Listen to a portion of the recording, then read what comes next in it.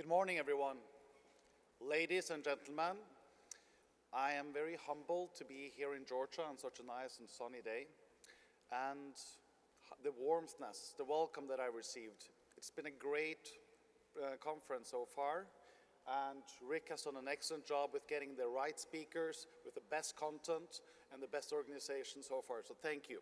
Thank you for welcoming me as well. I come from Norway and Germany. I feel a little bit like a native no matter where I am, and also foreign. Supply chain and automotive has been my passion for the last 10 years, and I hope that I can maybe share some of my insights with you today that I can maybe support you on in the future as well. So, that being said, you have a nice and hot climate here in Georgia, but we should remember where it also should be colder and stay colder for longer. The end of the Ice Age is something that everyone has learned about. The Ice Age is controlling an internal combustion engine that is now being phased out in order to protect our weather as well as the environment as a whole. When you look at this picture that you're looking in front of you, this is a very northernmost point you can have somewhat an excursion in.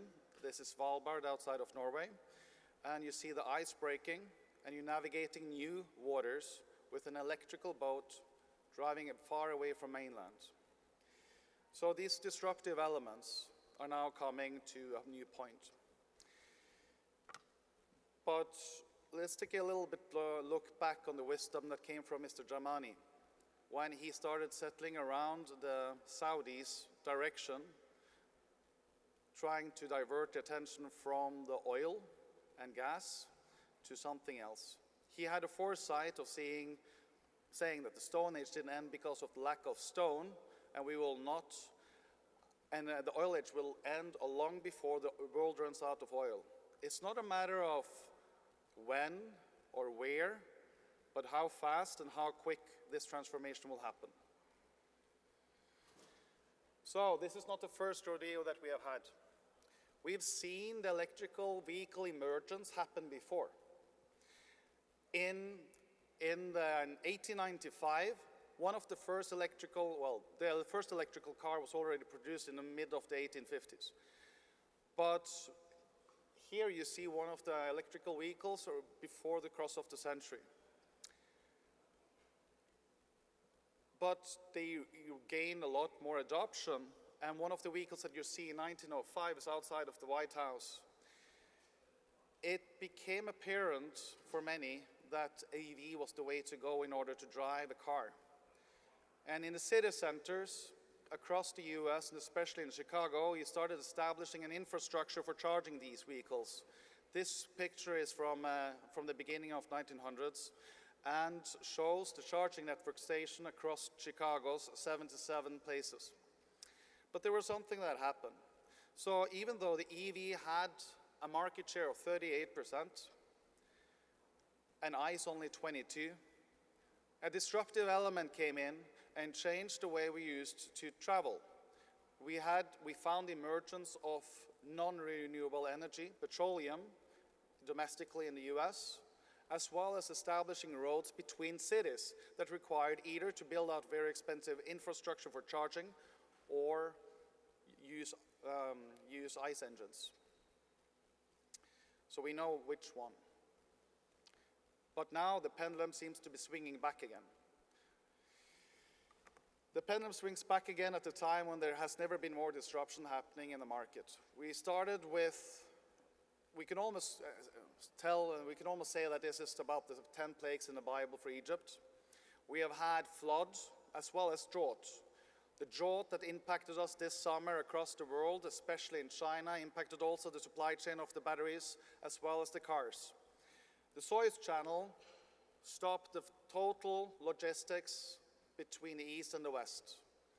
Fukushima in Japan stopped the paint production of vital parts, which caused a lack of certain paints on all cars. COVID, I think everyone here in this room understands what has happened the last 2-3 years. I do not need to repeat much. It's in a clear memory. But the changes that has caused the consumer behavior is rippling down on all of the other shortages that we are having. Fires. A ship going from Europe over to the US with 4,000 vehicles caught fire not too long time ago, with about most of them from Volkswagen's brands, impacted the supply of and availability of new cars. And then we have the chip shortage, which I think also is very known in this industry. But the most important right now, I would also call out the conflict between Russia and Ukraine. The conflict in Russia and between Russia and Ukraine has caused us a scarcity of certain important vital products that is part of the automotive supply chain, both for ICE as well as EVs. We cannot create enough spark plugs without having certain palladiums.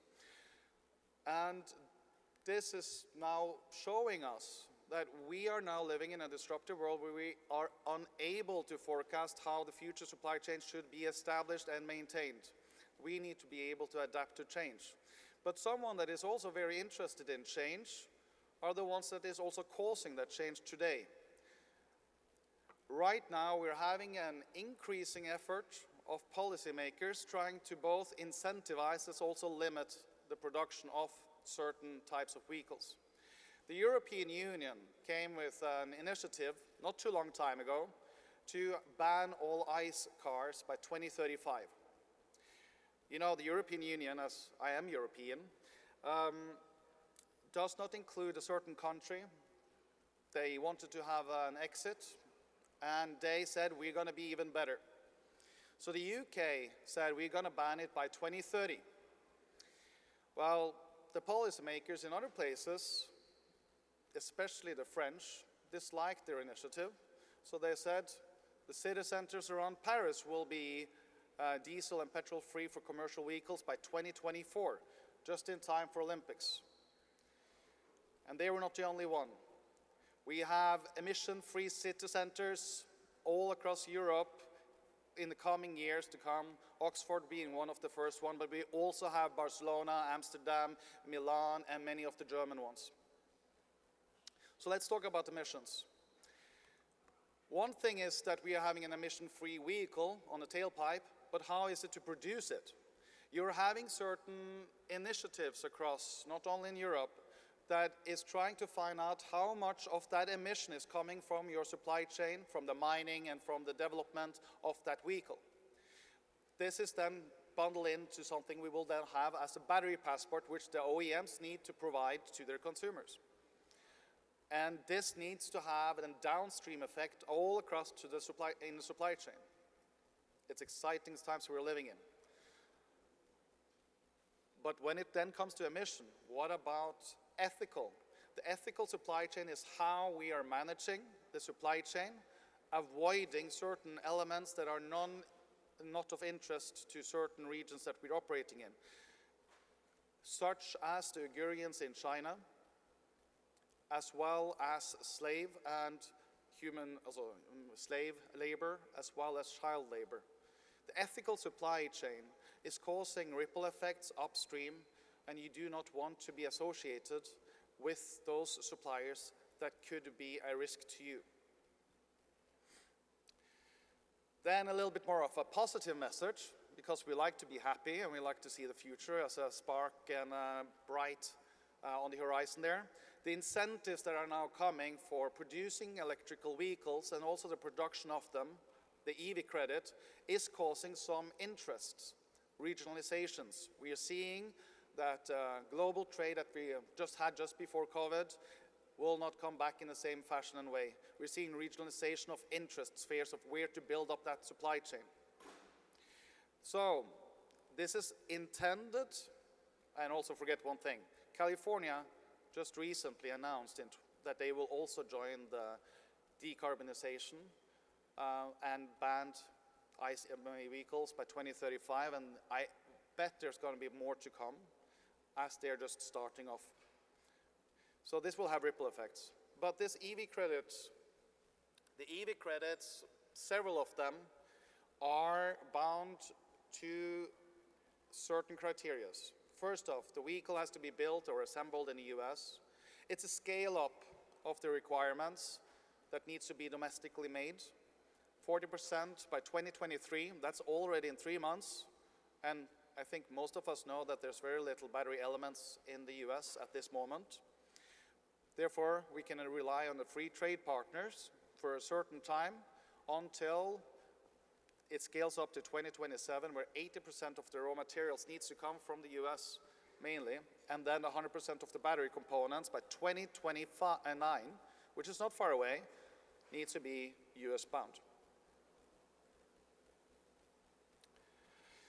The Inflation Reduction Act also talks about a lot of other topics. How you level out the grid, that is called ESS storage, not really automotive, but it's still developing batteries.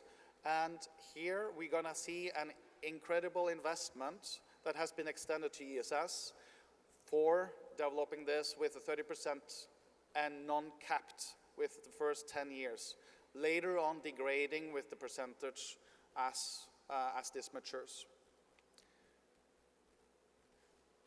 The Advanced Energy project is to support the facilitation of new technologies, R&D, as well as establishing new facilities. No cap, 30% investment credits, as well as certain other benefits. Then you have the 45X, which is about how you establish mines, cell production and assembly of cathodes and other parts that are vital for the US battery supply chain. And this is also uncapped and will provide certain additional benefits per cell, per battery pack, and per cathodes produced. But what does this mean to you, fine gents in this room? You're all part of this. You're either an OEM or you're a supplier supplying to the OEMs. What this means is that now there's going to be more OEMs that are eligible for these credits. We will have an increased US investment, and more importantly, the biggest change is going to come from the reboot of the whole battery and vehicle supply chain from countries that are not part of US free trade agreements, and also those that are in free trade agreements. The investments up in the billions that has been invested in Asia the last couple of years is now worth less. I wouldn't say nothing. There will still be a domestic market there. But as we are seeing these things also happen in Europe, the reboot of the supply chain, bringing up across all of the 300 members of Korean Battery Industry Association, as well as the one from Japan, to the US in very short time frame. They have a window of opportunity for about 2 years. That needs to come now. So as we now, as a supplier to an OEM, are now being asked to do further additional investments, the OEMs are now having 2 options. They can either ask the suppliers to take the additional bill, or they can ask the engineers to produce better ways of manufacturing. The problem is that there's a cost roof. The vehicles, both sedans, SUVs, as commercial vehicles, has a cost roof of what the maximum price can be. And they are interested in selling that at these prices. So there's 2 ways you can go. You can either do the engineering part, which Tesla did by creating the 4680, which is decreasing the unit cost of the battery by 56%, therefore being able to be more cost efficient. Or you can manage your supply chain more strategically. Efficiency is the rate of the useful work performed by a machine or a process in a total energy expended within or taken within. It pretty much means that the old world of automotive was within the effectiveness. We disregarded agility and resilience. Agility is to move quickly and easily, while resilience is the capacity to recover quickly from difficulties. You're building that up by first having data of your supply chain, and then being able to measure it, and then being able to create additional processes as well as plans and put them in place to create new ways of doing in case of a problem. The supplier relationship management that we are all thinking of here in this room, I assume, is based on these three particles: efficiency, agility, and resilience. The previous world of single sourcing, I don't think was the best choice in a world of shortages. We create now multi-sourcing environments in order to manage several vendors. We are looking at how we can onshore, offshore in free trade zone agreements, as well as other tariff managements. We're looking at how our suppliers increases their quality and how we can collaborate with them so that we can manage in an EV world where continuous improvements is required in order for managing the speed. And looking at downstream ESG processes for health, environmental and safety, carbon footprint, as well as your governance of it with ethical supply chain.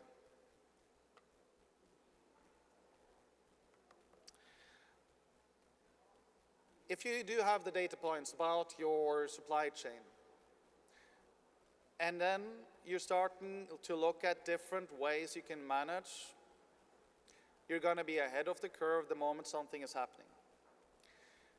What we are looking at is the efficiency part, where you don't want to build up massive inventory at 3PLs or your own, because you don't want to have that cash stuck on your hands, but you still need to be able to agile deliver. And then you need to be able to see what is the future potentials or different scenarios that you can build up so that you can plan before the storm. And this is driving how you're managing the demand with both the old world of ICE as well as the new world of EVs. Global trade and tariff execution. You need to manage who you're shipping to and who you're trading with. You want to lower the amount of costs that you're having with selecting the right carriers for the job at the right time. And also what kind of shipments you're sending. Are you sending hazardous goods? Or are you sending scrap? Or are you sending a new car? I think this is one of the topics that with the new legislation will become seemingly more important to invest and manage for both Tier 1s, Tier 2s, as well as OEMs. Right now you cannot have a single point of failure, because if you do ship to the wrong party, you will have problems and fines. If you do have a relationship with parties that are breaching the ethical supply chain as well as other requirements for free trade, even though it's a Tier 2 or Tier 3 to you, it is going to cause you problems and havoc. So we are building up, as the whole automotive world, within these three: agility, efficiency, and resilience. It's not really if, and it's really not how fast, but who and where we will see as part of the next world, this next wave of transformation. It's going to be a service focus and really how we overcome customer hesitancy. Sorry, my Norwegian is becoming a little bit out of date. And add value and protect the supply chain for the many. And I promise not to talk too much about what QD is doing, but we are a supplier of supply chain solutions for both the established as well as the new entrants to navigate the new waters and support the companies with their scale and rapid implementation of several different assets. So I think I had a great learning from this conference. I met many people, and I also learned about how I can spot the car among the horses and how the horses can be spotted among the cars that TrueCommerce showed in their slide deck yesterday. We are all going to see a big change, and we are all going to see disruptions happening. The question that I would like to ask to you is how these changes will impact you and what you can do in order to mitigate them. So, I'll take that as my last slide. I have a little bit of additional time that I got from the previous presenter. Are there any questions in the room? And I never seen a bigger room, longer stretched than this before, and everyone is sitting with their first morning coffee. I am excited to see so many faces.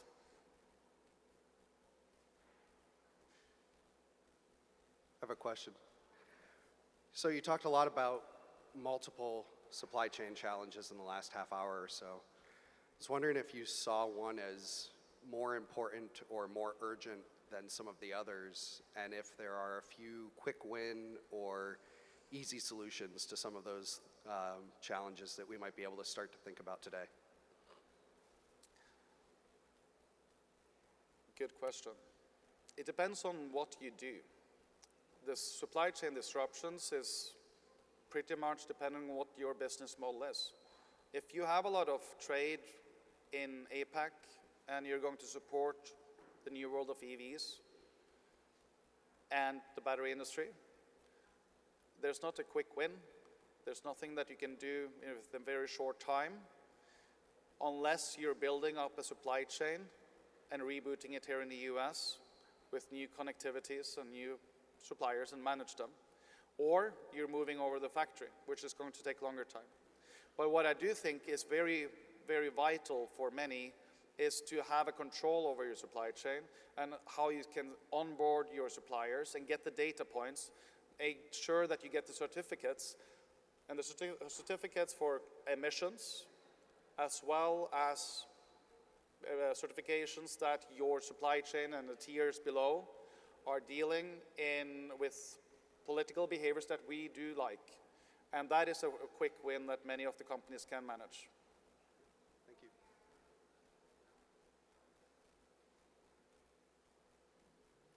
Any other further additional questions?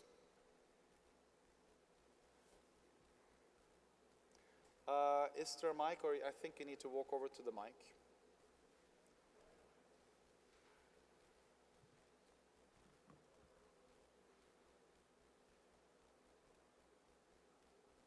Yes, thank you. What is the biggest problem that you see for the U.S. moving forward in this? I mean, is our political gridlock going to possibly derail all this effort that we're talking about? I've been told never to talk politics as a forum. I do see challenges in the US with how you can scale up the workforce within the battery industry. The amount of factories that needs to be created within short time, the amount of mines, and the amount of skilled labor that this requires is going to be a challenge. And the second part, in order to start implementing and also to start your factories and start making and managing your enterprises, you can't do what you did 10 years ago and you had 4 or 5 years projects. This has to happen within a 2 years window, no more, no less. So the suppliers that are having the capacity of teaching and supporting these new, both factories and EV makers, they are the ones that will come out in a partnership together. The reliance on each other, the cooperation will strengthen. That is going to be one of the best assets within the US.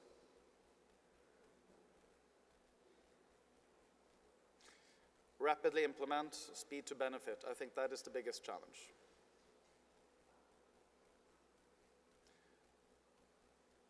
Any further additional questions? Good morning, over here. 2 questions. Number one, you used the term rodeo throughout your presentation. Could you educate me just a little bit about the use of that term in this context? Second question, I think I need to go back and do some more research. You were talking about programs, incentives, or directives to implement battery EV vehicles, for the future. It seems like that's focusing on the end product, but earlier in this conference, we also saw presentations about recycling and recovery of battery products. You mentioned the infrastructure. Are there similar incentives for those types of activities that are foundational in this ecosystem, or is it intended that maybe the mobile source is going to drive the activities in those other areas? Thank you. Two excellent questions. Let me focus on the rodeo last. I think you're right. We are looking at incentives for consumers. The consumer behavior of buying an electrical car and getting $7,500 tax credit, that's one. That already existed. But the second part of it is how to manage the manufacturing, the production, the R&D, and the recycling. Recycling is a major part of the bill, and there's, I think, 3 different programs for recycling that they can apply to in order to receive the tax credits, both on extracting the raw materials from scrap, as well as initiating new technologies for making new methodologies, as well as the output of it, should the recycler also be a battery producer. So all of these apply. And again, it's all about the window of time is 10 years for most of these programs with the full capacity. Some of them are capped, some of them are uncapped, but you have a window of setting up a gigafactory which normally takes 4 to 5 years, meaning if there's going to be 300 battery companies coming in from Korea, there's going to be a similar amount of companies coming in from Japan, there's going to be a similar amount of investments coming in from the US. That window of opportunity that you guys are having right now to build up something in the US is very small. And that means you need to be able to act rapidly and quickly in order to get the benefits now, because those investment benefits depends on what you accrue of costs.